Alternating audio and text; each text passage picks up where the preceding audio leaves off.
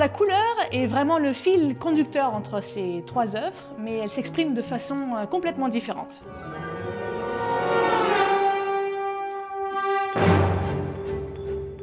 Chez Marc-André d'Albavie, la couleur est presque une matière vivante.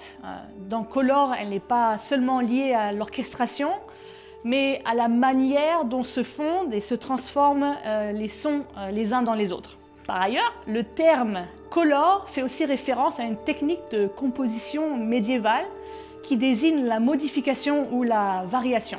Chez Dutilleux, dans le concerto pour violoncelle, la couleur est un peu plus poétique et plus symbolique. Elle est basée sur les mots, sur un poème de Baudelaire. Par son orchestration, il réussit à créer des atmosphères très nuancées, presque rêveurs. Il y a vraiment une dramaturgie des couleurs sonores qu'on retrouve notamment dans l'utilisation des percussions. Dans les tableaux d'une exposition orchestrée par Ravel, la couleur est picturale au sens très littéral. Ravel traduit chaque peinture avec des sonorités vraiment précises.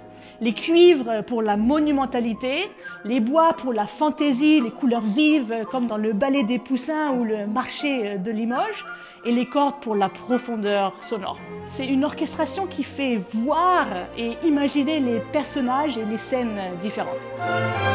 Même si ces trois pièces partent de conceptions différentes, elles montrent toutes que la couleur en musique peut être à la fois un outil de structure, d'expression et d'imagination visuelle.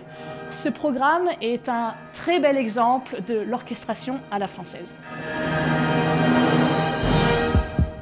Entrez au cœur du concert.